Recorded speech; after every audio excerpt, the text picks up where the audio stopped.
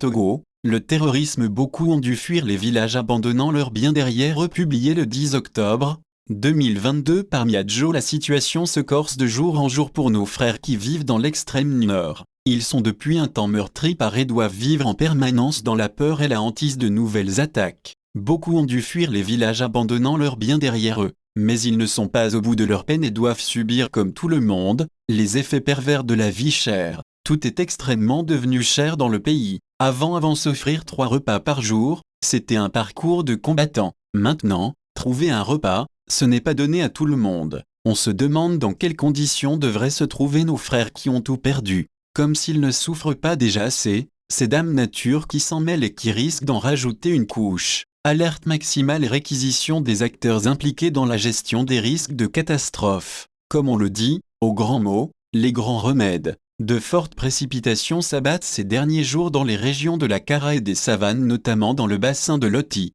Les populations de ces zones courent de gros risques de catastrophe, au point que le ministre de la Sécurité Yargdam a tiré la sonnette d'alarme. Il évoque une situation critique et invite les populations à une vigilance accrue. La météo n'est pas très favorable pour les populations de Kpanjal, Oti, Oti Sud, Kéran et Dankpan. Et pour cause, les fleuves Oti, Borgo et Kéran sont au bord de débordements à cause des pluies diluviennes enregistrées ces derniers temps. Cette situation critique indique déjà l'engorgement des nappes phréatiques, avec un début de débordement des cours et plans d'eau qui pourrait occasionner des inondations dans les préfectures de Kpanjal, Oti, Oti Sud, Kéran et Dankpan. A prévenu Yargdam. On dirait que le ciel est tombé sur leur tête. Ils devraient avoir l'impression d'être abandonnés à leur triste sort par Dieu et par les autorités. On n'aimerait pas être à leur place. Source: Liberté.